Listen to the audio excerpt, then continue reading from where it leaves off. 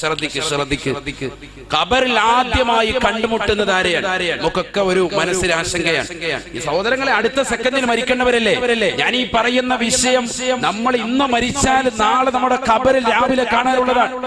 ഞാൻ ഇന്ന് മരിച്ചാൽ നാളെ നേരം വെളുക്കുന്നതിന് മുമ്പ് എന്റെ ജനാസ മറവാടും. തീർച്ചയായും നാളത്തെ വൈകുന്നേരത്തിലേക്ക് എന്റെ ജനാസ വെക്കൂല. തീർച്ചയായും എന്റെ വല്യുപ്പ ശൈഖുന തഴവ ഉസ്താദ്, മർഹൂം തഴവ ഉസ്താദ്, അല്ലാഹുവിന്റെ ദറജ ഉയർത്തുമാറാവട്ടെ.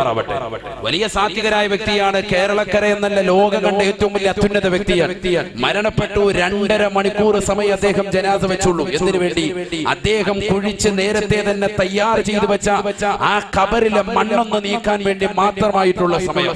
ആളെ വിളിച്ചു, അതൊന്ന് മണ്ണൊന്ന് മാറ്റി 2.5 മണിക്കൂർ കൊണ്ട് അടക്കി കഴിഞ്ഞു. മയ്യിത്ത് നിസ്കരിച്ച് അടക്കി കഴിഞ്ഞു. ലോകം കണ്ട ഒരു അത്യുന്നത പണ്ഡിതന്റെ ജനാസ കൊണ്ടുവന്നടക്കിയത് നമ്മുടെ ഈ കരുനാഗപ്പള്ളിയിലെ കൊച്ചു കുറ്റിപ്പുറം, തഴവ കുറ്റിപ്പുറത്തുള്ള ഒരു മഖബറയുടെ കാര്യമാണ് ഞാൻ ഈ ഓർമ്മപ്പെടുത്തുന്നത്. അല്ലാഹു അദ്ദേഹത്തിന്റെ ദറജ ഉയർത്തുമാറാവട്ടെ. ഖബർ അല്ലാഹു സന്തോഷത്തിലാക്കുമാറാവട്ടെ. ചിന്തിച്ചു നോക്ക്. നേരത്തെ തന്നെ ഖബർ ജീവിതത്തിൽ തന്നെ തയ്യാർ ചെയ്തു വെച്ചതാണ്. അതിനുവേണ്ടി ഖബറിന്റെ മുകളിലിടുന്നതാകുന്ന സ്ലാബ്, ആ സ്ലാബ് വാർക്കുന്നതിന് വേണ്ടി തന്നെ അതിനുവേണ്ടിയുള്ള മെറ്റിൽ ഇറക്കിയിട്ട് ഓരോ മെറ്റിലും 11 ഖുൽ ഹുവല്ലാഹു അഹദ് എന്നുള്ള സൂറത്ത് ഓതി മന്ത്രിച്ചിട്ട് മാറ്റിയിട്ടു. എന്തിനു വേണ്ടി? ഖുർആൻ ഓതിയതാകുന്ന സ്ഥലത്തേക്ക് പുഴുക്കൾ വരികയില്ല, ഇഴജന്തുക്കൾ സ്പർശിക്കുകയില്ല എന്നുള്ള പരിശുദ്ധ റസൂലിന്റെ അധ്യാപനം നിർത്തി. ഖബറിന്റെ മേളിൽ സ്ലാബ് ഇടുവല്ലോ, ആ ഇടുന്ന സ്ലാബ് വറക്കുന്നതിന് വേണ്ടി അതിനിറക്കിയതാകുന്ന മെറ്റിലിൽ ഓരോ മെറ്റിലിന്റെ കഷ്ണവും എടുത്തിട്ട് 11 പ്രാവശ്യം സൂറത്തുൽ ഇഖ്ലാസ് ഓതി അതിൽ ഊതി മന്ത്രിച്ച് മാറ്റിയിടുക. എന്നിട്ട് ഭാര്യയോട് പറഞ്ഞു, നിങ്ങളെ ഖബർ ഞാൻ വേണമെങ്കിൽ റെഡിയാക്കി തരാം. അദ്ദേഹത്തിന്റെ ഭാര്യയോട്, എന്റെ വല്ലുമ്മയോട് പറഞ്ഞു, നിങ്ങളുടെ ഖബർ ഞാൻ റെഡിയാക്കി തരാം, പക്ഷെ ഇതേപോലെ എന്ത് ചെയ്യണം? ഓരോ മെറ്റിലും എടുത്തിട്ട് 11 ഖുൽ ഹുവല്ലാഹു അഹദ് സൂറത്ത് വീതം ഊതി മാറ്റി. അങ്ങനെ രണ്ടുപേരും അങ്ങനെ ചെയ്തു. അവർക്ക് രണ്ടുപേരുടെയും ഖബറിനുള്ള സ്ലാബ് നേരത്തെ വാർത്ത് തയ്യാർ ചെയ്ത് മരണത്തിന് വേണ്ടി തയ്യാറെടുത്തു. രണ്ടുപേരും മരണപ്പെട്ടു. അല്ലാഹു അവരുടെ ഖബർ സന്തോഷത്തിലാക്കട്ടെ. അതിന് തൊട്ടുചാര തന്നെ എന്റെ മാമ ബഹുമാനപ്പെട്ട സഅദുദ്ദീൻ മൗലവി, അല്ലാഹു അദ്ദേഹത്തിന്റെ ദറജ ഉയർത്തി കൊടുക്കുമാറാവട്ടെ. നമ്മൾ മരണപ്പെട്ടു പോയ മുഴുവൻ ഖബർ അല്ലാഹു സന്തോഷത്തിലാക്കട്ടെ. ഈ സമയത്ത് നമ്മൾ അതൊക്കെ ഓർക്കേണ്ടവരാണ്. കാരണം നമ്മൾ പോയി കിടക്കേണ്ടതാണ് ഖബർ. പ്രിയമുള്ള സഹോദരങ്ങളെ, ഞാൻ ഓർമ്മപ്പെടുത്തുന്നത് ഹബീബായ റസൂലുള്ളാഹി സ്വല്ലല്ലാഹു അലൈഹി വസല്ലമ തങ്ങളോട് ഇബ്നു മസ്ഊദ് റളിയല്ലാഹു തആല അൻഹു ചോദിക്കുന്നു, ആദ്യമായി ഖബറിൽ അഭിമുഖീകരിക്കേണ്ടത് ആരെയാണ്? മലക്കുകളെയാണെന്ന് നിങ്ങൾ പറഞ്ഞു. മലക്കുകളെയാണ്. പക്ഷേ ഏത് മലക്കാണ് ആദ്യം വരുന്നത്? പലരും കരുതിയിരിക്കുന്നത് ഖബറിൽ വരുന്നത് മുൻകർ നക്കീർ അലൈഹിസ്സലാം മാത്രമാണെന്നാണ്. പക്ഷേ നബിയുനാ റസൂലുള്ളാഹി സ്വല്ലല്ലാഹു അലൈഹി വസല്ലം തങ്ങൾ പറയുന്നു, ആദ്യമായി ഖബറിലേക്ക് വരുന്നത് മുൻകർ നക്കീർ അലൈഹിസ്സലാം അല്ല.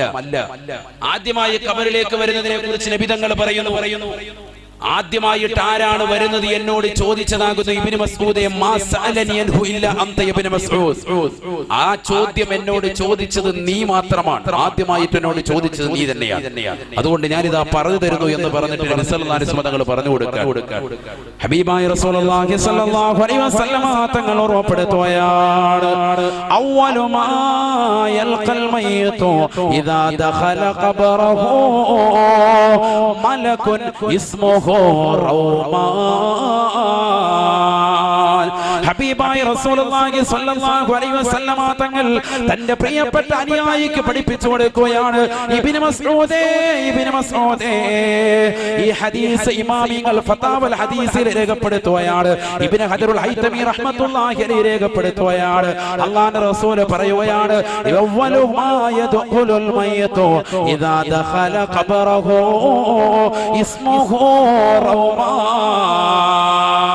ഒരു മനുഷ്യനെ കൊണ്ടുപോയ ഖബറിൽ വെച്ച് കഴിഞ്ഞാൽ ആദ്യമായി ഖബറിലേക്ക് വരുന്നത് റൗമാൻ എന്ന മലക്കാണെന്ന് ഹബീബുനാ റസൂലുള്ളാഹി സ്വല്ലല്ലാഹു അലൈഹി വസല്ലം. ആദ്യം ആരാ വരിക? റൗമാൻ എന്ന മലക്ക്. ഇതൊക്കെ പഠിച്ചു വെച്ചോ. അല്ലാതെ ഇദ്ദേഹം ഒരാൾ വരുമ്പോഴത്തെ നിങ്ങളുടെ പേര് മുൻകറാന്നോന്ന് ചോദിക്കാൻ നിൽക്കണ്ട. റൗമാൻ എന്ന മലക്കായിരിക്കും ആദ്യമായി ഖബറിലേക്ക് കടന്നു വരിക. മുഹമ്മദ് റസൂലുള്ളാഹി. ഹബീബായ റസൂലുള്ളാഹി സ്വല്ലല്ലാഹു അലൈഹി വസല്ലമ തങ്ങൾ പറയുകയാണ്, വല്ലാത്തൊരു കോലമാണ്, രൂപമാണ്, ഭാവമാ റൗമാൻ എന്ന മലക്കിനെന്ന് ഹബീബുനാ റസൂലുള്ളാഹി. ആ മലക്കിന്റെ ജോലി എന്താണ്? ജോലി എന്താണ്? ആ മലക്ക് വന്നുകൊണ്ട് അവനോട് പറയുമത്രേ, യാ അബ്ദല്ലാഹ്, അല്ലാഹുവിന്റെ അടിമയെ, ഉക്തുബ് അമലക, നിന്റെ അമലിനെ നീ രേഖപ്പെടുത്തണേ,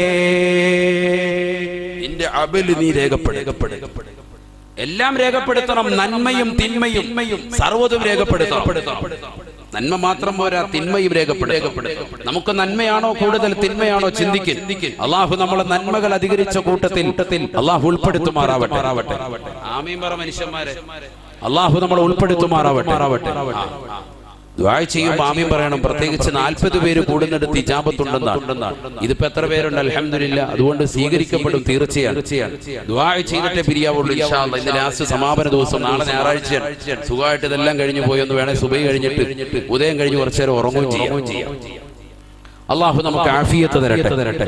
ഇതൊക്കെ നമ്മുടെ ജീവിതത്തിൽ വല്ലപ്പോഴും കിട്ടുള്ളൂ. ഇതുപോലൊരു സദസ്സ്. നമ്മൾ കളിതമാശ പറയില്ലല്ലോ, ഖുർആനും ഹദീസും ഓതിയല്ലേ പോകുന്നത്. അതുകൊണ്ട് ചിന്തിക്ക് നമ്മുടെ നന്മയിലേക്ക് നമ്മൾ മുതൽ കൂട്ടാൻ.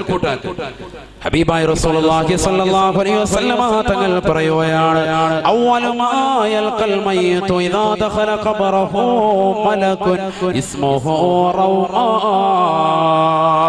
ഒരു മനുഷ്യനെ കൊണ്ടുപോയ ഖബറിൽ വെക്കുമ്പോൾ കരുനാഗപ്പള്ളിയിലുള്ള പ്രിയപ്പെട്ട സഹോദരാ സഹോദരി, നിന്നെ പള്ളിയുടെ 6 മണ്ണിന്റെ ഇരുട്ടറയിലേക്ക് വെച്ചിട്ട് കുടുംബാദികൾ മൂടുകല്ല് വെച്ചിട്ട് തിരിച്ചു പോകുമ്പോ അതാ ഖബറിലേക്ക് ആദ്യമായി കടന്നു വരുന്നത് റൗമാൻ എന്ന മലക്കാണെന്ന് ഹബീബുനാ റസൂലുള്ളാഹി. ആ മലക്ക് വന്നുകൊണ്ട് നിന്നോട് പറയുകയാണ്, ഉക്തുബ് അമലക, നിന്റെ അമലെല്ലാം എഴുതണേ. മഹ്ശറയിലേക്കൊന്നുമല്ല, ഇപ്പൊ തന്നെ പരിപാടി തുടങ്ങാൻ. നീ ഇതുവരെ ചെയ്ത, പ്രായപൂർത്തി എത്തിയ സമയം മുതൽ നീ ചെയ്തതാകുന്ന സർവ്വ നന്മ തിന്മകളും വേഗം എഴുതി.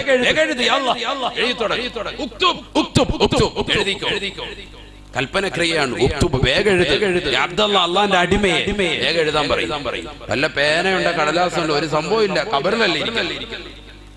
ഇപ്പൊ ഇവിടെ വെച്ചാണെങ്കിൽ നമ്മൾ എഴുതാൻ പേപ്പറും പേനയും നിങ്ങളുടെ വാങ്ങി എഴുതാന്ന് പറയാം. ഖബറിനകത്ത് പോയി ഒറ്റയ്ക്ക് കിടക്കാണ്. എവിടെ പേനയും പേപ്പറും ഒന്നുമില്ല. ഖബറിൽ കിടക്കുന്നതാകുന്ന സഹോദര സഹോദരിമാരെ വിളിച്ചു പറയും അത്രേ, യാ മലക്, അല്ലയോ മലക്കേ, യാ മലക് റൗമാൻ, അല്ലയോ റൗമാൻ എന്ന മലക്കേ, മമഈ ദവാതുൻ വലാ ഖിർതാസ്, എന്റെ കയ്യിൽ മഷിക്കുപ്പിയില്ല, എന്റെ കയ്യിൽ കടലാസില്ല. ഞാൻ എങ്ങനെയാണ് എഴുതുന്നത്? പേനയില്ലല്ലോ, കടലാസില്ലല്ലോ. അപ്പോഴാണ് ആ മലക്ക് വിളിച്ചു പറയുന്നത്, റൗമാൻ എന്ന മലക്ക് പറയുകയാണ്, കഫനുക ഖിർതാസുക വയസ്ബഉക ഖലമുക വമിദാദുക റീഖുക. നിന്റെ കഫൻ പുടയില്ലയോ? 3 തുണി കഫൻ പുട നിന്റെ പ്രിയപ്പെട്ട മക്കള് നിനക്ക് വേണ്ടി നൽകിയില്ലയോ? ആകെ കൂടെ നീ ഖബറിലേക്ക് കൊണ്ടുവന്നിരിക്കുന്നത് കഫൻ തുണിയാണ്. 20,000 40,000 കോടിക്കണക്കിന് ലക്ഷക്കണക്കിന് ഡോളർ ദുനിയാവിൽ സമ്പാദിച്ചവനല്ലയോ? കോടിക്കണക്കിന് ധനമുള്ള മനുഷ്യനല്ലയോ? ഇന്ന് ഖബറിലേക്ക് നീ വരുമ്പോ വെറും കയ്യോടെയല്ലയോ വന്നിരിക്കുന്നത്? നിനക്ക് കഫൻ തുണിയല്ലാതെ മറ്റൊന്നുമില്ലല്ലോ. കാതില് സ്വർണ്ണാഭരം അണിഞ്ഞിരിക്കുന്ന പ്രിയപ്പെട്ട ഉമ്മ, കൈവെള്ളയിലതാ മോതിരം അണിഞ്ഞിരിക്കുന്ന പ്രിയപ്പെട്ട സഹോദരി, കൈകാലുകളിൽ സ്വർണ്ണാഭരണങ്ങൾ കൊണ്ട് മൂടി പതച്ചുകൊണ്ട് കല്യാണ ആർഭാടങ്ങൾ കാണിച്ചതാകുന്ന താച്ചേമുക്കിലുള്ള പ്രിയപ്പെട്ട ഉമ്മമാരെ സഹോദരിമാരെ, ഖബറിലേക്ക് പോകുമ്പോ നിനക്കൊന്നുമില്ല. 3 തുണി കഫൻ പുടവ മാത്രമാണ്. ആ കഫൻ പുടവ മാത്രമാണ്.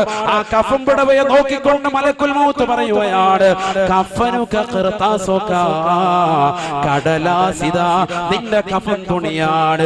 ഇനി നിനക്ക് പേനയില്ല എങ്കിൽ, ഇനി നിനക്ക് മഷിയില്ല എങ്കിൽ, ഇതാ മഷി ഞാൻ നിനക്ക് നൽകാൻ പോയാണ്. വയസ്സുബൗക ഖലമുക വമിദാദുക റീഖുക. നിന്റെ വായിലേക്ക് നിന്റെ വിരലെന്നുടനെ നിന്റെ വായിലൂടെ നുരയുണ്ടല്ലോ, പതയുണ്ടല്ലോ, ആ വായിലൂടെ തത്തിക്കളിക്കുന്നതാകുന്ന നുരകളും പതകളുമാണ്, ഉമനീരാണ് നിന്റെ മഷിക്കുപ്പി.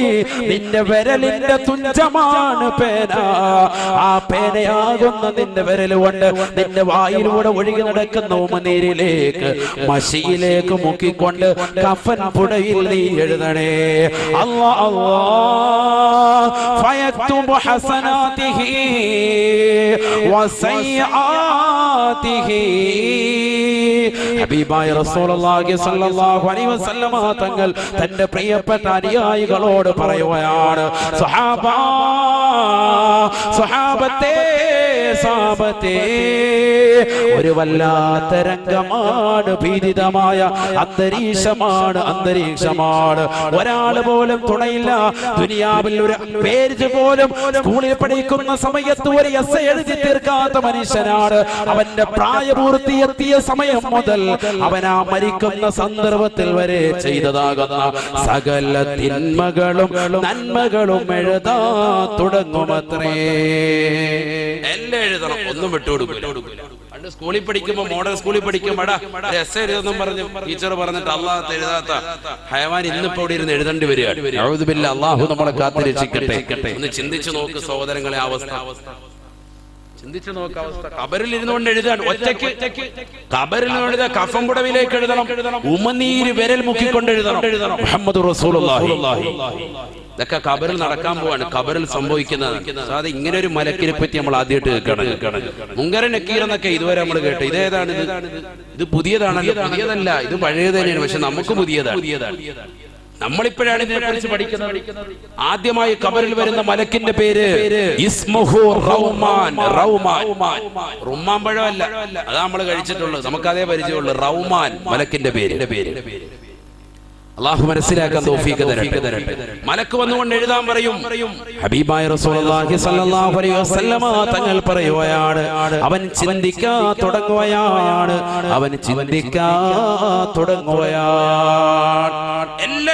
എല്ലാം എഴുതണം. ചെറുപ്പകാലഘട്ടം മുതൽ മുഴുവനും പ്രായപൂർത്തി എത്തിയത് മുതൽ മരിക്കുന്ന സെക്കൻഡ് വരെയുള്ളത് മുഴുവൻ എഴുതാൻ പറയാം. ഇന്നത്തെ ദിവസം രാവിലെ മുതൽ ചെയ്ത് എഴുതാൻ പറയുകയാണെങ്കിൽ ഒരു പക്ഷേ ഓർത്തെടുത്ത് നമുക്ക് എഴുതാൻ കഴിയും. ഇന്ന് രാവിലെ നീ നേരം വെളുത്തത് മുതൽ ചെയ്തത് ഇതുവരെയുള്ളത് എഴുതാൻ പറയുകയാണെങ്കിൽ നമുക്ക് ഒരു പക്ഷേ കഴിയും. അത് തന്നെ എന്താ ഉള്ള അമലൊന്നും ഇല്ല. രാവിലെ നേരം വെളുത്തു, എഴുന്നേറ്റ് എത്ര മണിക്ക്? 8 മണിക്ക് എഴുന്നേറ്റ്. സുബഹിയില്ല. പിന്നെ ളുഹർ നിസ്കരിക്കുന്നതിന്റെ സമയത്ത് നമ്മൾ കരുനാഗപ്പള്ളി പള്ളിയുടെ അവിടെ ഉണ്ടായിരുന്നു. പക്ഷെ അല്ലാതെ ളുഹർ നിസ്കരിക്കാൻ പറ്റിയില്ല.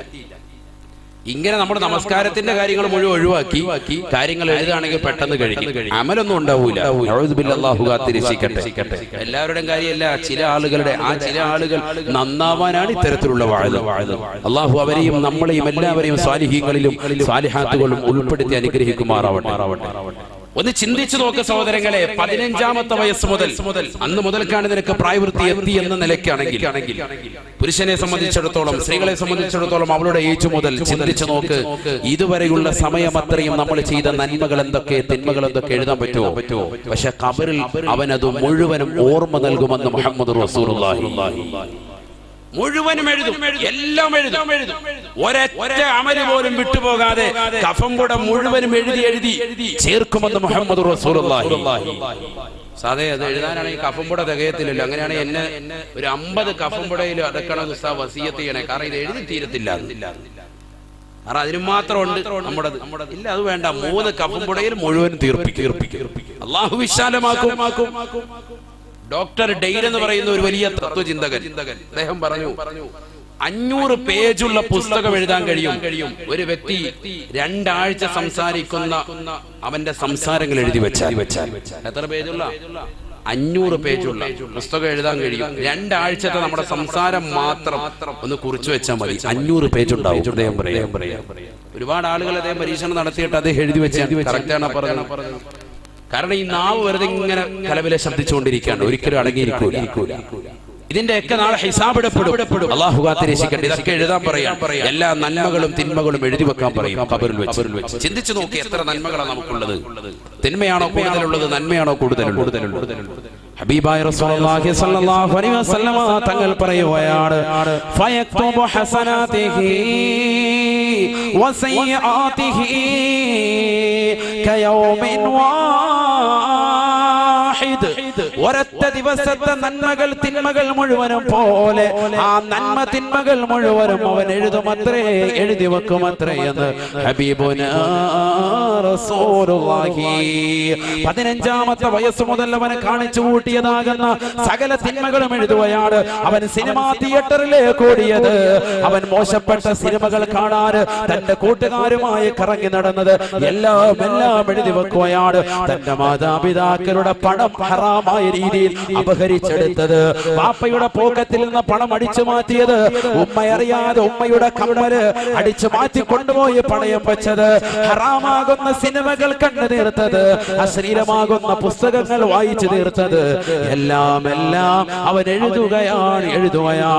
നമസ്കരിക്കാതെ നടന്നവനല്ലയോ, നോമ്പ് പിടിക്കാതെ നടന്നവനല്ലയോ, കള്ളു കുടിച്ചുകൊണ്ട് നടന്നവനല്ലയോ, കൂട്ടുകാര് മുഖേന ലഹരി നുണഞ്ഞുകൊണ്ട് നടന്നവനല്ലയോ, ഇഞ്ചക്ഷൻ വെച്ചുകൊണ്ട് നടന്നവനല്ലയോ, ലഹരി പദാർത്ഥങ്ങൾ കടിമമായിപ്പെട്ടവനല്ലയോ, ബ്ലൂ വൈൽ പോലെയുള്ളതാകുന്ന ഗെയിമുകൾക്ക് അടിമപ്പെട്ടുകൊണ്ട് ജീവിച്ചവനല്ലയോ, സ്വന്തം ശരീരത്തെ നശിപ്പിച്ചവനല്ലയോ, വ്യഭിചാരശാലകൾ തേടിക്കൊണ്ട് ഇറങ്ങിപ്പോയ മനുഷ്യനല്ലയോ, വിവാഹത്തിന് മുമ്പേ തന്നെ ആ സുന്ദരമാക്കപ്പെട്ട ജീവിതത്തിലേക്ക് കാത്തു സൂക്ഷിക്കേണ്ട കന്യകത്വം നശിപ്പിച്ചതാകുന്ന പെണ്ണല്ലയോ, ട്രെയിനിൽ വെച്ച് ബസ്സിൽ വെച്ച് കാമുകന്മാരുമായി ചുംബന സമരത്തിൽ ഏർപ്പെട്ടവളല്ലയോ, പാർക്കുകളിലും മാളുകളിലും പോയിരുന്ന് സമയങ്ങളെ ചെലവഴിച്ചവരല്ലയോ, ഇങ്ങനെ ലോകത്ത് അശ്ലീലതയുടെ ലോകം ഏതൊക്കെയുണ്ടോ ആ ലോകത്തേക്കല്ല ഇറങ്ങിപ്പോയ സഹോദര, ഇറങ്ങിപ്പോയ സഹോദരി,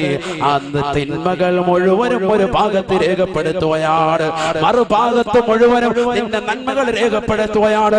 നീ നമസ്കാരമുള്ളവനായിരുന്നെങ്കിൽ, നീ നോമ്പ് പിടിച്ചവനാണെങ്കിൽ, നീ സക്കാത്ത് കൊടുത്തവനാണെങ്കിൽ, നീ പാവങ്ങൾക്കറിയാതെ ഒരു കൈവറിയാതെ ഇടത്തെ കൈയറിയാതെ വലത്തെ കൈകൊണ്ട് സ്വതക്ക നൽകിയവനാണെങ്കിൽ, നീ പരിശുദ്ധ കഅബാലയം കൺകുളിർക്ക് കാണാൻ സൗഭാഗ്യം കിട്ടിയവനാണെങ്കിൽ, പാവങ്ങൾക്ക് നിരാലംബർ കമലംബമായി നിരാശ്രയർക്ക് ആശ്രയത്വം കൊടുത്ത് നിന്റെ ജീവിതത്തെ ധന്യമാക്കാൻ നിനക്ക് കഴിഞ്ഞിട്ടുണ്ടെങ്കിൽ, ആ നന്മകൾ മുഴുവനും നീ മറുഭാഗത്ത് രേഖപ്പെടുത്തുമത്രേ ഒരൊറ്റ ദിവസം കൊണ്ടെന്ന് ഹബീബുനാ റസൂലുള്ളാഹി സ്വല്ലല്ലാഹു അലൈഹി വസല്ലം. ഇതൊക്കെ ഖബറിൽ നടക്കുന്ന സംഭവങ്ങളാണ്. ഖബറിൽ നടക്കുന്ന സംഭവങ്ങളാണ്. ഈ നന്മകൾ മുഴുവനും തിന്മകൾ മുഴുവനും എഴുതിയത് മുഴുവനും ചുരുട്ടാൻ പറയും. അവന്റെ കഫമുട മുഴുവൻ ചുരുട്ടെടുക്കാൻ പറയും. എന്നിട്ട് അവന്റെ തോളിലേക്ക് വെച്ച് കൊടുക്കും. ആര് പറയാൻ? ഹബീബ് റസൂലുള്ളാഹി. അതാണ് പരിശുദ്ധ ഖുർആൻ പറഞ്ഞത്. ഖുർആൻ നമ്മൾ ഓതണ്ടേ, പഠിക്കണ്ടേ? വകുല്ലു ഇൻസാൻ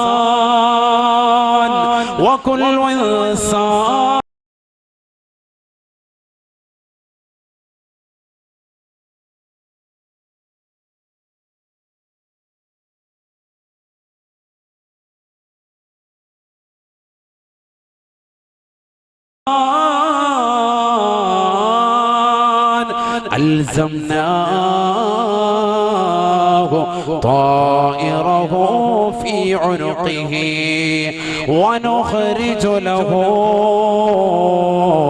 يوم القيامة كتابا يلقاه منشورا اقرأ كتابك اقرأ كتابك كفى بنفسك عليك اليوم حسيبا. പരിശുദ്ധമായ ഖുർആനിലൂടെ അല്ലാഹു പറയുകയാണ്, ഖബറിൽ നടക്കുന്ന സംഭവങ്ങളെ കുറിച്ച് പറഞ്ഞിട്ട് അല്ലാഹുവിന്റെ റസൂൽ ഓതി കൊടുക്കുകയാണ്, വകുല്ലു ഇൻസാൻ, ഖബറിൽ കിടക്കുന്ന മനുഷ്യനോട് നന്മ തിന്മകൾ രേഖപ്പെടുത്താൻ റഹ്മാൻ എന്ന മലക്ക് വന്നുകൊണ്ട് പറയുമ്പോ അവന്റെ കഫംപുടയിലേക്ക് തന്റെ ഉമനീര് വിരൽ മുക്കിക്കൊണ്ട് എല്ലാ നന്മകളും എല്ലാ തിന്മകളും രേഖപ്പെടുത്തിയതാകുന്ന മനുഷ്യന് നാളെ മഹ്ശറിലേക്ക് വിളിയാളം വരുമ്പോ അവനെ മഹ്ശറിലേക്ക് കൊണ്ടുപോകുന്നത് അവന്റെ കഫംപുടി മുഴുവനും ചുരുട്ടി തോളത്ത് വെച്ചു കൊടുക്കുകയാണ്. നഗ്നനായിട്ട് പോയാണ്, നഗ്നപാതകനായിട്ട് പോയാണ്. ഇടാൻ ചെരുപ്പില്ല, ധരിക്കാൻ വസ്ത്രമില്ല, ഉടുതുണിക്ക് മറുതുണിയില്ലാതെ മഹ്ശറിലേക്ക് ഹുഫാതൻ ഉറാതൻ ഉറലാ യഹ്ശുറുൻ നാസ് ഹുഫാതൻ ഉറാതൻ ഉറലാ.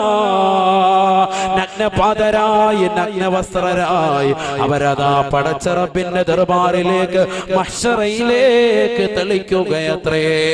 ആ സമയത്ത് അവന്റെ തോളത്തേക്ക് അവൻ ഖബറിൽ വെച്ച് എഴുതിയതാകുന്ന നന്മതിന്മകളുടെ പാണ്ഡക്കെട്ടുകൾ എടുത്തു വെക്കുമെന്ന് പരിശുദ്ധ ഖുർആൻ. അതുമായി നാളെ പടച്ച റബ്ബിന്റെ ദർബാറിലേക്ക് എത്തുമ്പോ അവന്റെ കയ്യിലേക്ക് അല്ലാഹു കിതാബ് നൽകുകയാണ്, കിതാബ് നൽകുകയാണ്. ഇഖ്റഉ കിതാബക. അവനാ കഫൻ തുണിയിൽ എഴുതിയിരുന്ന മുഴുവൻ കാര്യങ്ങളും ക്രോഡീകരിച്ച് ഗ്രന്ഥമായി പ്രിന്റ് ചെയ്ത് അവന്റെ കയ്യിലേക്ക് നൽകുമത്രേ. അവൻ ദുനിയാവിൽ നമസ്കരിച്ചവനാണ്, ദുനിയാവിൽ നല്ല പ്രവൃത്തി ചെയ്തവനാണ്, ദുനിയാവിൽ സൽപ്രവൃത്തി ചെയ്തവനാണ് എങ്കിൽ അവന്റെ വലത് കയ്യിലേക്ക് കൊടുക്കുകയാണ്. ദുനിയാവിൽ മോശപ്പെട്ട പ്രവർത്തനമാണ് അവൻ ചെയ്തതെങ്കിൽ അവന്റെ ഇടത് കൈ അവന്റെ നെഞ്ചിലൂടെ കയറ്റി അവന്റെ പിൻഭാഗത്തേക്ക് കൊണ്ടുവന്ന് അവന്റെ പിറത് കയ്യിൽ കൊടുക്കുമെന്ന് ഹബീബുനാ റസൂലുള്ളാഹി. വഅമ്മാമൻ ഊതിയ കിതാബഹു ബിശിമാലി ഫയഖൂലു യാ ലൈതനി ലം ഊത കിതാബിയാ വലം അദ്രി മാ ഹിസാബിയാ യാ ലൈതഹാ കാനതിൽ ഖാദിയാ. ആ രംഗത്തെ കുറിച്ചുകൊണ്ടാണ് പരിശുദ്ധമായ ഖുർആനിലൂടെ അല്ലാഹു ഓർമ്മപ്പെടുത്തുന്നത്.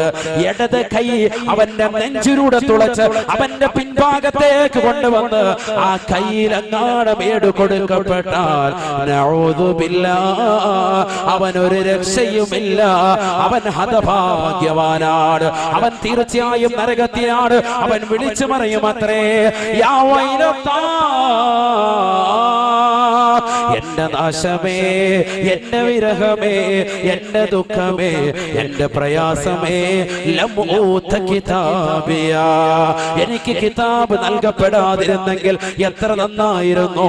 വലം അദ്രി മാ ഹിസാബിയാ, എന്ത് വലിയ ഹിസാബിലേക്കാണ്, എന്തൊരു മോശപ്പെട്ട വിചാരണയിലേക്കാണ് എന്നെ കൊണ്ടുപോകുന്നത് റബ്ബേ എന്നവൻ വിളിച്ചു പറയുമത്രേ.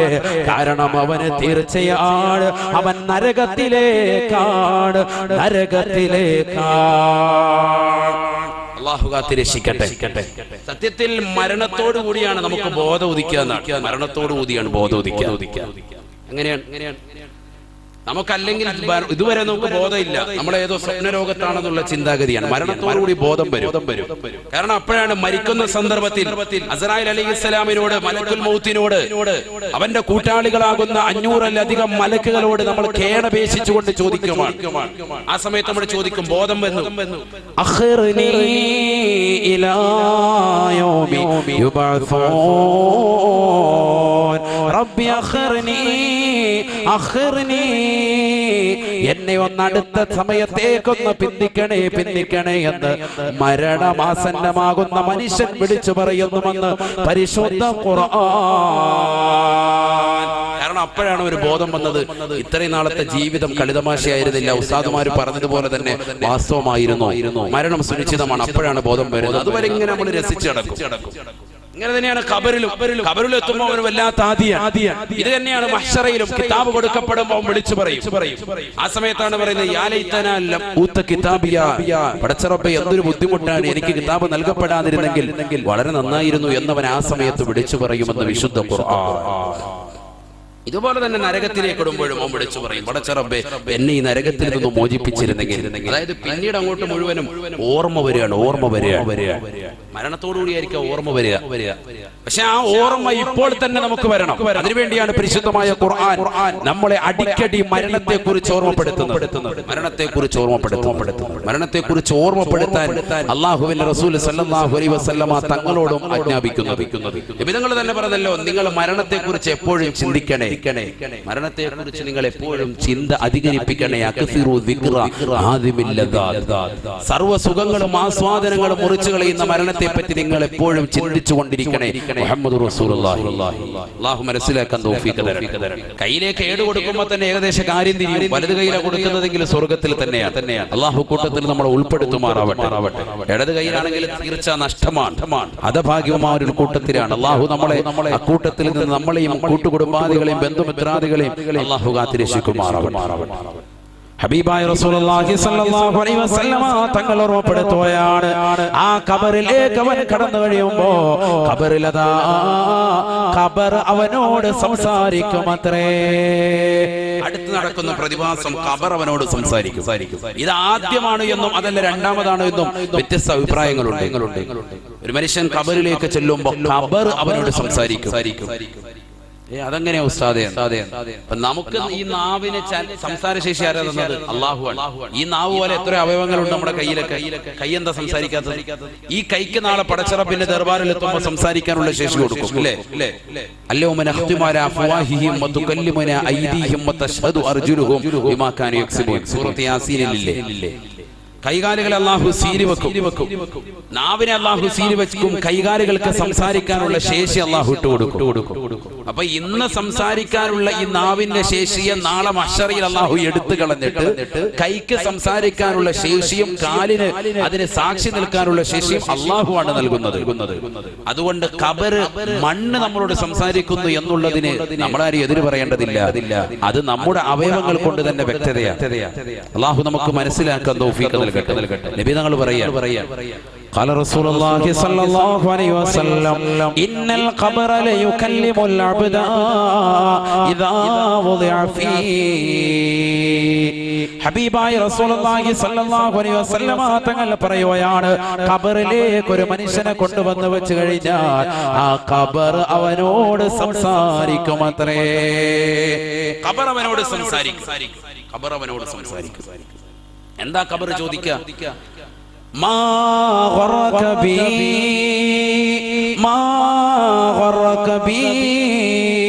അന ബൈതുദ്ദൂദ് വഅന ബൈതുൽ വഹ്ശാ വഅന ബൈതുൽ ഗുർബാ വഅന ബൈതുൽ ദൂദ്. ഖബർ അവനോട് വിളിച്ചു പറയുകയാണ്, വിളിച്ചു ചോദിക്കുകയാണ്, എന്നെ കൊണ്ട് വഞ്ചിതനായ വസ്തു എന്താണ്? എന്തേ നീ എന്നെ മനസ്സിലാക്കാതിരുന്നത്? ഞാൻ ആരാണെന്നറിയുമോ? ഖബർ അവനോട് ചോദിക്കാം. ഖബറിലേക്ക് ഇറക്കി വെച്ചതാകുന്ന മനുഷ്യനോട് ഖബർ സംസാരിക്കും. ചുറ്റും സംസാരിക്കുകയാണ്. ഇങ്ങോട്ട് ഹെഡ്സെറ്റ് വെച്ചതുപോലെ അവൻ കേൾക്കാൻ, അവന്റെ കാതിലേക്ക് അലയൊലി കൊള്ളും, പേടി വരും. നബിയുനാ റസൂലുള്ളാഹി. ഒരാൾ പോലും ഇല്ലല്ലോ, പാപ്പയില്ല, ഉമ്മയില്ല, സഹോദരങ്ങളില്ല, കുടുംബാദികളില്ല, എല്ലാവരും ഇട്ടേച്ചു പോയി. സ്ത്രീകൾ അവരുടെ വീട്ടിൽ വരെയുള്ളൂ. സഹോദരങ്ങൾ, മക്കൾ, കുടുംബാദികളൊക്കെ മയ്യത്ത് കൊണ്ടുവന്ന് ഖബറിലേക്ക് വെച്ച് മയ്യത്തിന്റെ ഓരത്ത് നിൽക്കാൻ, പെട്ടെന്ന് തന്നെ തിരിച്ചു പോവാൻ. അവിടെ നടക്കുന്ന സംഭവ വികാസങ്ങളെ കുറിച്ച് അവർ അറിയുന്നില്ല, മനസ്സിലാക്കുന്നില്ല. അതുകൊണ്ടാണ് നബിയുനാ റസൂലുള്ളാഹി സല്ലല്ലാഹു അലൈഹി വസല്ലമ തങ്ങൾ പറയുന്നത്, ഒരു മനുഷ്യനെ കൊണ്ടുപോയി ഖബറടക്കിയിട്ട് നിങ്ങൾ പെട്ടെന്ന് തന്നെ തിരിച്ചു പോകരുത് കേട്ടോ. ഒരു ഒട്ടകത്തെ അറുത്ത് അതിന്റെ മാംസം ദാനം ചെയ്യുന്ന സമയം അത്രയെങ്കിലും ആ മയ്യത്തിന്റെ സ്ഥലത്ത് നിങ്ങൾ നിൽക്കണമെന്ന് മുഹമ്മദ് റസൂലുള്ളാഹി സല്ലല്ലാഹു അലൈഹി വസല്ലം. ആരാ ഇത് ശ്രദ്ധിക്കുന്നത്? നമ്മൾ നിസ്കരിക്കാൻ തന്നെ അധിക ആളുകൾ ഇപ്പൊ പോകുന്നില്ല. ശരിയല്ലേ ഞാൻ ഈ പറയുന്നത്? നമ്മുടെ ഈ കാലഘട്ടത്തിലൊക്കെ നന്നാകണ്ടേ, അതിലൂടെ നമ്മൾ മാറ്റം ഉണ്ടാകട്ടെ. മയ്യത്ത് നിസ്കരിക്കാൻ തന്നെ നമ്മുടെ നാട്ടിൽ പള്ളിയിരുന്ന ഒരു അറിയിപ്പുണ്ടായാൽ, പഴയ കാലഘട്ടത്തിലെ ഓരോരുത്തരും നാവ് കൊണ്ട് മറ്റുള്ളവരെ അറിയിക്കലായിരുന്നു. ഇന്ന് അതിനേക്കാൾ ഉപരി വളരെ സ്പീഡിൽ പള്ളിയുടെ മൈക്കിലൂടെ വിളിച്ചു പറയാൻ. ഇനി പള്ളിയിലോട്ട് ആരെങ്കിലും വീട്ടിലെത്തിയിട്ട് 1-2 പത്രം അവിടെ കിടപ്പുണ്ടെങ്കിൽ അങ്ങോട്ട് പോയിട്ട് ആ പത്രം എല്ലാം വായിച്ചുകൊണ്ട് തീർക്കും. ഇതിനു വേണ്ടിയാണ് മയ്യത്ത് വീട്ടിലേക്ക് എത്തുന്നത്. നഊദു ബില്ലാഹ്, അല്ലാഹു കാത്തിരക്ഷിക്കട്ടെ. ആ പാവപ്പെട്ട സഹോദരന് കൊടുക്കേണ്ട ഒരു മഗ്ഫിറത്തിന്റെ, ഒരു പാപമോചനത്തിന്റെ ഒരു പ്രാർത്ഥന പോലും നടത്താതെ മുസ്ലിം സഹോദര സഹോദരിമാരെ മയ്യത്ത് വീട്ടിൽ കാണിച്ചു കൂട്ടുന്ന ആഭാസങ്ങളും കോലാഹലങ്ങളും എത്രയെത്ര മോശപ്പെട്ട പ്രവർത്തനങ്ങളാണ്. നഊദു ബില്ലാഹ്, അല്ലാഹു കാത്തിരക്ഷിക്കട്ടെ. ഞാൻ അതിലേക്ക് കടക്കുന്നില്ല. അതുമായി ബന്ധപ്പെട്ടത് നൂറുകണക്കിനാണ്. പത്തര ഇങ്ങനെ 10ഉം 15ഉം അടിച്ചിറക്കിയിട്ടിരിക്കുക മയ്യത്ത് വീട്ടിൽ. ധാരാ ഇത് പഠിപ്പിച്ചത്? ഏത് വാപ്പയാണ് ഇത് പഠിപ്പിച്ചത്? ഏത് ആലിമീങ്ങൾ അതിന് പിന്തുണയുണ്ടോ? ഏതെങ്കിലും സംഘടനകൾ അതിന് പിൻബലമുണ്ടോ? ഇതൊക്കെ ഓരോ നാട്ടിലെ പ്രവർത്തനമായി കൊണ്ടുവന്ന് അത് അംഗീകാരമുള്ളതായിട്ട് പ്രിയപ്പെട്ട സഹോദരങ്ങളുടെ, പ്രിയപ്പെട്ട മുസ്ലിം മക്കളുടെ വീടുകളുടെ അകത്തളങ്ങൾ പോലും ഇത്തരത്തിലെത്തിയില്ലേ? ആരാണ് ഇതിന് ഉത്തരവാദികൾ? സഹോദരങ്ങളെ ചിന്തിക്കും. വരുന്നവർക്ക് മുഴുവൻ പത്രം വായിച്ച് പിരിയാനുള്ള ഒരു അവസരമായി മയ്യത്ത് വീടുകൾ മാറിയിരിക്കുന്നു. അല്ലാഹു കാത്തിരക്ഷിക്കട്ടെ. എന്തിനാ അങ്ങനെ ഇടുന്നത്? ആ മകൻ റിട്ടയർഡ് SP, അത് വിവരമൊന്നും അതിനകത്ത് വന്നിട്ടുണ്ട്. ഇല്ല കളക്ടർ ആയിരുന്നു, ഇല്ല മകൻ റിട്ടയർഡ് അധ്യാപകനാണ്, ആ വാർത്ത അതിനകത്ത് വന്നിട്ടുണ്ട്. നമ്മുടെ അതിനകത്തുണ്ട് കേട്ടോ, മരുമോനെ അതിനകത്ത് നമ്മുടെ വാർത്തയുണ്ട്, നോക്കൂ. ഇതാ സംഭവം. എല്ലാവർക്കും പേരെടുക്കണം. അതിനുവേണ്ടിയുള്ള അതിനുവേണ്ടിയുള്ള മരണ വാർത്തകൾ ജനങ്ങൾ അറിയിക്കുക. മരിക്കുന്നതിന് മുമ്പ് തന്നെ മരിക്കാൻ പോകുന്ന വ്യക്തിയുടെ അഡ്രസ് മുഴുവൻ എഴുതി അദ്ദേഹത്തിന്റെ കുടുംബാദികളിൽ ലിസ്റ്റ് എഴുതി വെക്കുന്ന ആളുകൾ പത്രത്തിൽ കൊടുക്കാൻ. ഇതൊക്കെ ഇന്ന് സമുദായത്തിൽ നടക്കുന്നതാണ്. നഊദു ബില്ലാഹ്, അല്ലാഹു കാത്തിരക്ഷിക്കട്ടെ. ചിന്തിച്ചു നോക്ക് സഹോദരങ്ങളെ. ഖബറിലേക്ക് ഒരു മനുഷ്യനെ കൊണ്ടുപോയി വെക്കുമ്പോ ആ ഖബറിൽ നടക്കുന്ന ഭീമാകാരമാകുന്ന രംഗങ്ങൾ ഓർത്തൊന്ന് കണ്ണീർ പൊഴിക്കാൻ, ഒന്ന് പൊട്ടിക്കരയാൻ, ഒരു സാലിഹാകുന്ന മയ്യിത്തായിട്ട് എനിക്കൊന്ന് മാറണമെന്ന് ചിന്തിക്കാൻ. എന്റെ പ്രിയപ്പെട്ട ഉമ്മ മരണപ്പെട്ടു പോയി, ആ ഉമ്മയോടൊപ്പം നാളെ പള്ളിക്കാട്ടിൽ 6 മണ്ണിന്റെ ഇരുട്ടറയിൽ ഞാനും പോയി കിടക്കേണ്ടതാണെന്നുള്ള ചിന്തയോടുകൂടി ഉമ്മയ്ക്ക് വേണ്ടി പരിശുദ്ധമാക്കപ്പെട്ട ഖുർആൻ ഓതി ഹത്മ ചെയ്തുകൊണ്ട് ഹദിയാക്കാൻ ഇന്ന് സാലിഹ്യങ്ങളാകുന്ന മക്കളില്ലാതെ പോകുന്ന കാലഘട്ടം. നഊദു ബില്ലാഹ്, അല്ലാഹു നമ്മളെ കാത്തിരക്ഷിക്കട്ടെ. എവിടെ എത്തിയിരിക്കുന്നു സഹോദരങ്ങളെ? ആ ഖബറിലേക്ക് ചെല്ലുമ്പോൾ അവസ്ഥയാണ് പറയുന്നത്. ഖബർ വിളിച്ചു ചോദിക്കുക, ഖബർ സംസാരിക്കും. അന ബൈത്തുൽ വഅന ബൈത്തുൽ വഹ്ശാ വഅന ബൈത്തുൽ ഗർബാ. ഞാനതാ പുഴുക്കളുടെ വീടാണ്, ഏകാന്തതയുടെ ഭവനമാണ്, ഒറ്റപ്പെടലിൻ്റെതാകുന്ന ദിവസമാണ്, ഒറ്റപ്പെടലിൻ്റെതാകുന്ന കുടിലാണ്, വീടാണ്. എന്നെ കുറിച്ച് നീ എന്താണ് കരുതിയത്? എന്നെ കുറിച്ച് നീ എന്താണ് വിചാരിച്ചത്? നീ എന്താണ് എന്നെ കുറിച്ച് മനസ്സിലാക്കിയത്? ഞാൻ പുഴുക്കളുടെ വീടാണ്, വഅന ബൈത്തുൽ വഹ്ശാ, ഞാൻ ഒറ്റപ്പെടൽ വീടാണ്, വഅന ബൈത്തുൽ ഗർബാ, ഒരാള് പോലും തുണയില്ലാത്തതാകുന്ന ഒറ്റയ്ക്ക് കഴിയേണ്ട ഭവനമാണ്. അതുകൊണ്ടല്ലേ ഉസ്മാൻ ഇബ്നു അഫ്ഫാൻ റളിയല്ലാഹു തആല അൻഹു ഖബറെന്ന് കേൾക്കുമ്പോൾ പൊട്ടിക്കരയുന്നത്? ഉസ്മാൻ ഇബ്നു അഫ്ഫാൻ തങ്ങളോട് ചോദിക്കപ്പെട്ടു പോയി, മായുബ്കീക യാ ഉസ്മാൻ, എന്തിനാണ് ഉസ്മാനെ നിങ്ങൾ ഖബർ കാണുമ്പോൾ കരയുന്നത്, ഖബർ കേൾക്കുമ്പോൾ കരയുന്നത്? ഉസ്മാൻ ഇബ്നു അഫ്ഫാൻ റളിയല്ലാഹു തആല അൻഹു പറയുകയാണ്, ഇന്നഹു അവ്വലു മൻസിലിൻ ഫിൽ മനാസിലിൽ ആഖിറ. ഞാൻ ഖബർ കേൾക്കുമ്പോൾ, ഖബർ കാണുമ്പോൾ കരയാനുള്ള കാരണം അത് മറ്റൊന്നുമല്ല സഹാബത്തെ. ഖബർ എന്ന് പറയുന്നത് ആഖിറത്തിലേക്കുള്ള ആദ്യത്തെ ഭവനമാണ്. ഫഇൻ തൻജു മിൻഹാ തൻജു മിൻ ദി അളീമതി വഇല്ലാ ഫഇന്നി ലാ ഖാലൂക നാജിയാ. ഉസ്മാൻ ഇബ്നു അഫ്ഫാൻ റളിയല്ലാഹു തആല അൻഹു ഖബറിന്റെ സമീപത്ത് എത്തിയിട്ട് പൊട്ടിക്കരഞ്ഞുകൊണ്ട് ഖബറാളികളോട് വിളിച്ചു പറയുമായിരുന്നു അത്രേ. അദ്ദേഹം വിളിച്ചു പറയുമായിരുന്നു അത്രേ, ഫഇൻ തൻജു മിൻഹാ തൻജു മിൻ ദി അളീമതി വഇല്ലാ ഫഇന്നി ലാ ഖാലൂക നാജിയാ. അല്ലയോ പ്രിയപ്പെട്ട സഹോദരാ, ഖബറിൽ കിടക്കുന്ന സഹോദരാ സഹോദരി, ഈ ഖബറിൽ നിന്ന് നീ രക്ഷപ്പെട്ടു കഴിഞ്ഞാൽ നീ എല്ലാ പ്രശ്നങ്ങളിൽ നിന്നും, എല്ലാ പ്രയാസങ്ങളിൽ നിന്നും നീ രക്ഷപ്പെട്ടവനാണ്. ഈ ഖബറിൽ നിന്ന് നീ രക്ഷ പ്രാപിച്ചില്ല എങ്കിൽ നിന്നെ ഒരിക്കലും രക്ഷപ്പെട്ടവനായി ഞാൻ വിചാരിക്കുകയില്ല. ഈ ഖബറിൽ നീ രക്ഷപ്പെട്ടാൽ നീ മഹ്ശറിൽ രക്ഷപ്പെട്ടവനാണ്. ഈ ഖബറിൽ നീ രക്ഷപ്പെട്ടാൽ സിറാത്തിൽ രക്ഷപ്പെട്ടവനാണ്. ഈ ഖബറിൽ നീ രക്ഷപ്പെട്ടാൽ നാളെ മീസാൻ എന്ന ത്രാസിൽ നന്മ തിന്മകൾ തൂക്കുന്ന സമയത്തും രക്ഷപ്പെട്ടവനാണ്. വഇല്ല ഫഇന്നി ലഅഖാലുക നാജിയാ.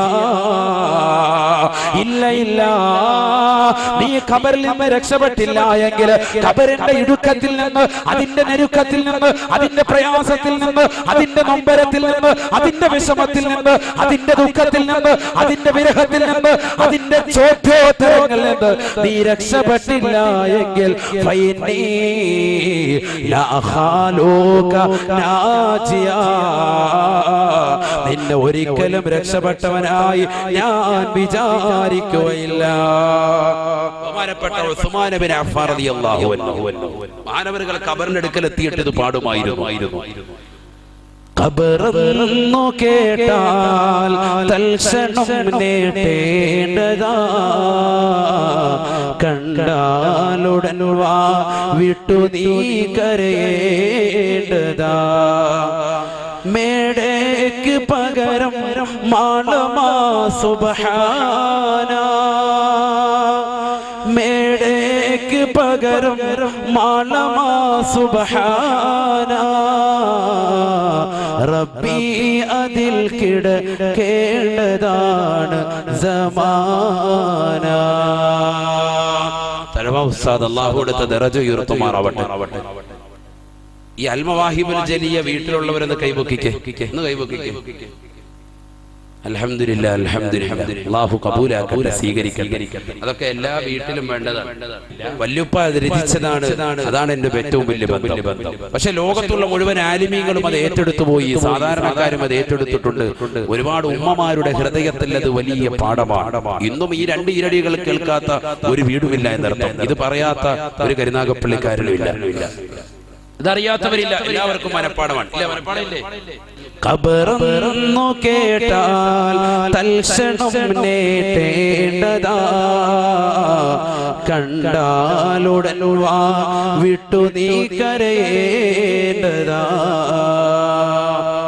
എത്ര അർത്ഥമാണ് സഹോദരങ്ങളെ, അത് കേട്ടാലാണ് കരയാത്തത്. അതെന്തൊരർത്ഥമാണ് സത്യത്തിൽ. ആ കാവ്യശകലത്തിലൂടെ കൊണ്ടെത്തിക്കുന്നത് അങ്ങോട്ട് മരണത്തിലേക്കാണ്, ഖബറിലേക്കാണ്. അല്ലാഹു കൊടുത്ത ദറജ ഉയർത്തുമാറാവട്ടെ. എത്ര ആലിമീങ്ങൾ, വലിയ വലിയ സാത്വികരാകുന്ന ഉലമാക്കൾ പോലും വടക്കൻ ജില്ലയിൽ പ്രവാസനത്തിന് പോകുമ്പോൾ ആ ആലിമീങ്ങൾ പോലും അവർ പറഞ്ഞിട്ടുണ്ട് എത്ര വലിയ കാവ്യമാണ് തഴവ തീർത്തിട്ടുള്ളത്. കാരണം തഴവാ ഉസ്താദിന്റെ ആ ബൈത്ത് കേൾക്കുന്ന സന്ദർഭത്തിൽ ഹൃദയം പൊട്ടാത്തവരില്ല. ഈമാൻ അല്പമുള്ളവനൊക്കെ ഹൃദയം പൊട്ടിപ്പോകും. കാരണം ഇന്ന് ദുനിയാവിൽ ആർഭാടകരമാകുന്ന ജീവിതം നയിക്കുന്ന നമ്മൾ ഖബറിൽ പോയി കിടക്കാനുള്ളവരാണ്. മേടയ്ക്ക് പകരം മാളമാ സുബ്ഹാന, റബ്ബി അതിൽ കിടക്കേണ്ടതാണ് സമാന. ഇന്ന് വലിയ മണിമാളികകൾ, മേടകൾ വെച്ച് ഉല്ലസിക്കുന്നവർ. ഇന്ന് ഏറ്റവും കുറഞ്ഞത് 2 ബെഡ്റൂമെങ്കിലും എല്ലാ വീട്ടിലും വേണ്ട, 1 റൂമെങ്കിലും ഉണ്ട്. സുഖമായ രീതിയിൽ ഫാൻ സൗകര്യമുണ്ട്, എയർ കണ്ടീഷൻ റൂമിലാണ് നമ്മൾ കിടക്കുന്നത്. ഒന്ന് മണ്ണിനടിയിൽ പോയി കിടക്കേണ്ട ഒരു അവസ്ഥ ചിന്തിച്ചു നോക്ക്. വേണ്ട, ഇന്ന് നമ്മൾ ഖബറിൽ കിടക്കല്ല, വെറുതെ ഒന്ന് അഭിനയിക്കാനെങ്കിലും ഒരു 10 മിനിറ്റ് 6 അടി മണ്ണിൽ കിടക്കുവോ? 6 അടിയൊന്നും ഇല്ല, അത് പറച്ചിലേ ഉള്ളൂ. ഇപ്പൊ 4 അടിയുള്ളൂ. 4 അടിയാണ് ഖബർ. ആ 4.5 അടി മണ്ണ് കബർ കുഴിച്ചിട്ട് അതിലൊരു 10 മിനിറ്റ് ഒന്ന് കടക്കാൻ, പകൽ വെളിച്ചത്തിൽ കടക്കാൻ പോലും നമ്മൾ തയ്യാറാവൂല. കാരണം എന്താ? നമുക്ക് അത്രത്തോളം ഈർഷ്യയാണ്, ബുദ്ധിമുട്ടാണ്, പ്രയാസമാണ്. ചിന്തിച്ചു നോക്കാം, കബറിൽ പോയി നമ്മൾ ഒറ്റയ്ക്ക് കിടക്കണ്ടേ? എന്താ ചിന്തിക്കാത്തത് സഹോദര? എന്താ ചിന്തിക്കാത്തത്? നമ്മൾ എന്താ ചെയ്തിട്ടുള്ളത്? നന്മ. അതൊരു മാളമല്ലേ, ഖബറല്ലേ, ഒരു കൂരിരുട്ടല്ലേ, ഇരുട്ടല്ലേ. ഖബറിനകത്തേക്ക് വരുമ്പോ ഇരുട്ടാണ്. ആ ഖബറിൽ എന്താണ് നമ്മൾ വെളിച്ചമായി കൊണ്ടുപോയിട്ടുള്ളത്? ബഹുമാനപ്പെട്ട അബൂദർ ഗിഫാരി റളിയല്ലാഹു തആല അൻഹു ഹബീബായ റസൂലുള്ളാഹി സ്വല്ലല്ലാഹു അലൈഹി വസല്ലമ തങ്ങളോട് ചോദിക്കുകയാണ്, യാ റസൂലല്ലാഹ് ഔസിനി, അല്ലാഹുവിന്റെ റസൂലേ എനിക്കൊന്ന് ഉപദേശം നൽകണേ, എനിക്കൊരു വസിയത്ത് നൽകണേ എന്ന് ലോകത്തിന്റെ നായകനോട് ബഹുമാനപ്പെട്ട അബൂദർ ഗിഫാരി തങ്ങൾ ചോദിക്കുമ്പോ ഹബീബായ നബി തങ്ങൾ പറയുകയാണ്,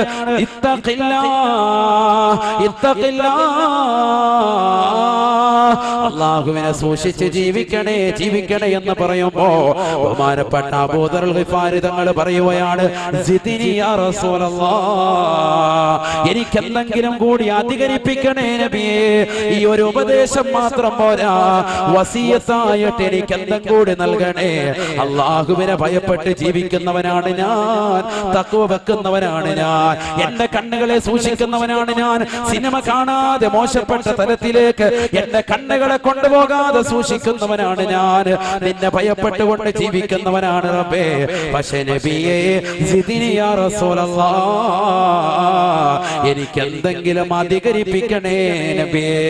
ഫഖാല റസൂലുള്ളാഹി സ്വല്ലല്ലാഹു അലൈഹി വസല്ലം, അല്ലാഹുവിന്റെ റസൂൽ ഉടനെ പറഞ്ഞു അത്രേ, തിലാവത്തുൽ ഖുർആൻ, പരിശുദ്ധ ഖുർആൻ ഓതണേ, ഖുർആനിന്റെ ജീവിതത്തിൽ നിത്യമാക്കണേ.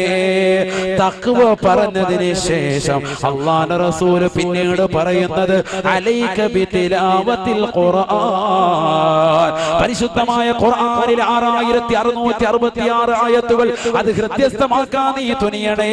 എത്ര സഹോദരങ്ങളാണ് കരുതാകപ്പള്ളിയിലുള്ളവർ, ഉസ്താദേ എന്റെ പ്രിയപ്പെട്ട മകനെ ഞാൻ ഹാഫിളാക്കുകയാണ്, ആലിമാക്കുകയാണ്, എനിക്ക് ഉസ്താദേ എന്റെ പ്രിയപ്പെട്ട മക്കളെ നല്ല രീതിയിൽ കൊണ്ടുവരണം, അവൻ ഹാഫിളാകണം, ആലിമാകണം, നാളെ പാരത്രിക ലോകത്ത് എനിക്ക് അവനെ കൊണ്ട് വിജയിക്കണമെന്ന് പറയുന്ന എത്ര മാതാപിതാക്കൾ ഈ സദസ്സിലുണ്ട്.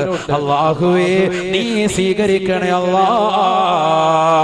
എത്രയോ പാവപ്പെട്ട സഹോദരങ്ങളുണ്ട് ഈ വിനീതന്റെ പ്രഭാഷണം കേട്ടുകൊണ്ട് തന്റെ മക്കളെ ഖുർആൻ പഠിപ്പിക്കാൻ വേണ്ടി ഇറക്കിയതാകുന്ന ആളുകൾ. അല്ലാഹുവേ അവരെ നീ ഹാഫിളീങ്ങളാക്കണേ അല്ലാഹ്, നീ ആലിമീങ്ങളാക്കണേ അല്ലാഹ്.